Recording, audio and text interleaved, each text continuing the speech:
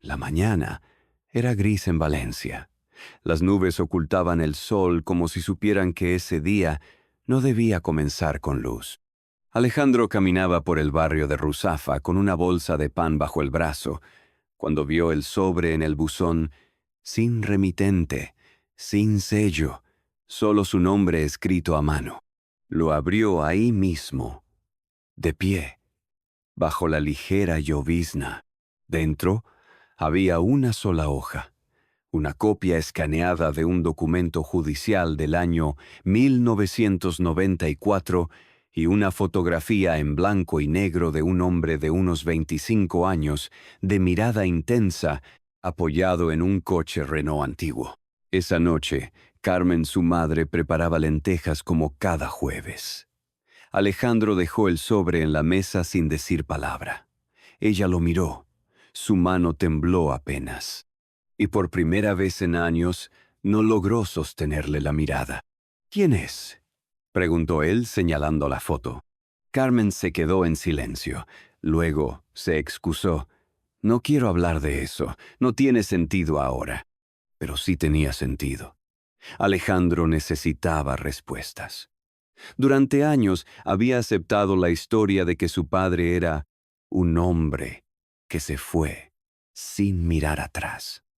Pero esa fotografía tenía su misma boca, su mismo lunar en el cuello. Esa noche, Alejandro no durmió. Buscó en Internet el nombre que aparecía en el encabezado del documento: Luis Belver Mirasol. Lo que encontró lo dejó helado.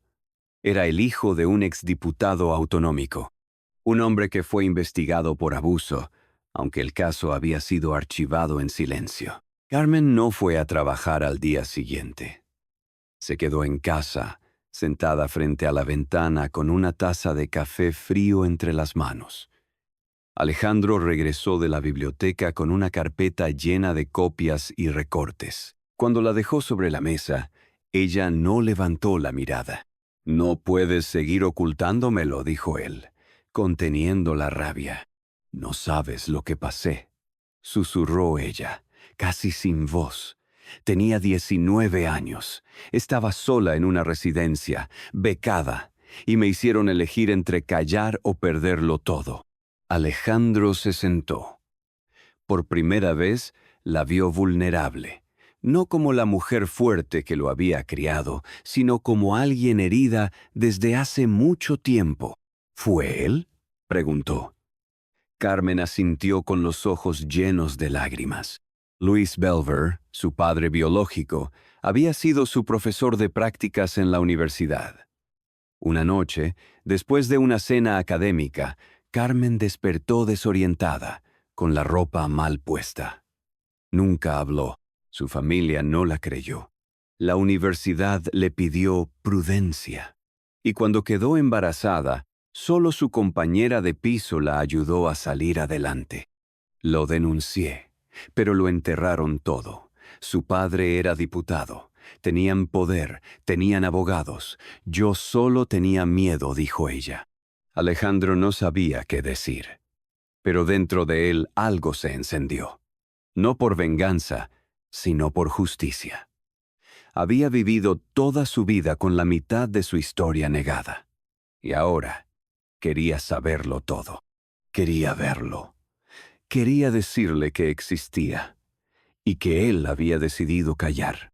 Esa noche, Carmen le entregó una caja de zapatos que había guardado durante años. Dentro estaba el test de embarazo, una carta jamás enviada y una cinta de casete con su voz contando la historia para su hijo, por si algún día tenía que saberla. Alejandro escuchó la cinta toda la madrugada. La voz de su madre, joven, rota, temblando. Era la confesión más íntima que había recibido en su vida. No había ira en su relato, solo dolor y miedo. A la mañana siguiente, caminó por el paseo del Turia hasta la Fundación Belver, donde Luis, ahora convertido en empresario cultural, daba una conferencia sobre ética y mecenazgo. Entró al salón vestido con la misma chaqueta que usaba para trabajar en el archivo municipal. Nadie le pidió credencial.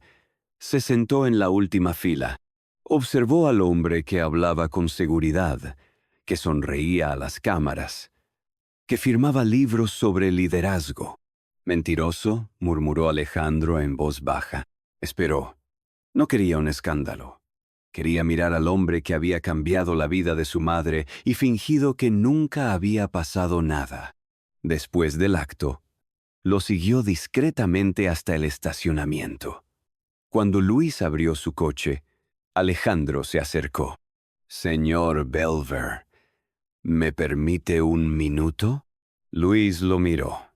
Con una sonrisa de compromiso, asintió. «¿Nos conocemos?» Alejandro sacó del bolsillo la vieja fotografía. Tal vez le suene esto. Es de 1994. Luis empalideció. «No entiendo». «Yo sí entiendo. Se llama Carmen Castañeda, y yo soy el hijo que usted dejó atrás». Hubo un silencio espeso. Luis dio un paso atrás. Su seguridad personal se acercó, pero Alejandro levantó la mano. «No vengo a pedir nada. Solo quería que supiera que existo y que mi madre sobrevivió. Sin usted, sin su ayuda, sin su apellido». Luis no respondió. Solo entró en el coche y cerró la puerta con violencia. Alejandro volvió a casa con el pecho ardiendo. Carmen lo esperaba con una vela encendida.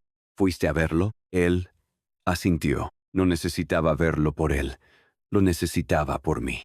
Llegó marzo, y con él, las fallas.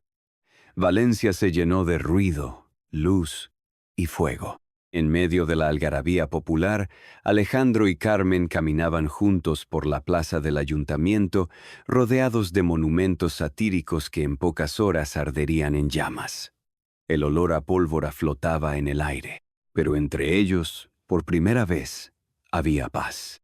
«¿Te sientes mejor?», preguntó Carmen, mientras compartían una horchata. «No lo sé, pero me siento más libre», respondió Alejandro, como si por fin pudiera elegir quién soy sin cargar con su sombra. En los días siguientes, Carmen fue citada por una joven periodista del Levante EMV, que había recibido una copia anónima de la carta, la foto y la denuncia archivada. No sabían si había sido Alejandro o alguien que escuchó la conversación en la conferencia. Carmen tembló al pensar en volver a exponer su historia, pero esta vez no estaba sola. «Estoy lista», dijo, con la voz firme, frente al grabador de voz de la periodista, «porque la vergüenza nunca fue mía». El artículo salió 2 semanas después. La verdad silenciada. La historia de Carmen Castañeda, madre y denunciante invisible. La ciudad reaccionó con una mezcla de escándalo, empatía e indignación. Luis Belver negó todo en un comunicado seco. Pero la opinión pública ya no era la misma de los años 90, y otras mujeres, animadas por la historia de Carmen, empezaron a hablar. En la noche final de las fallas, Alejandro y Carmen miraron cómo ardía una figura de cartón que representaba a un político corrupto con traje y corbata. Las llamas subían alto, bailando como fantasmas liberados. Carmen tomó la mano de su hijo. «Gracias por buscar la verdad», le dijo. «Pero sobre todo, gracias por quedarte». Alejandro sonrió. En medio del fuego, madre e hijo comprendieron que la justicia perfecta no siempre llega. Pero la verdad, cuando se abraza con amor, puede sanar hasta lo que parecía imposible.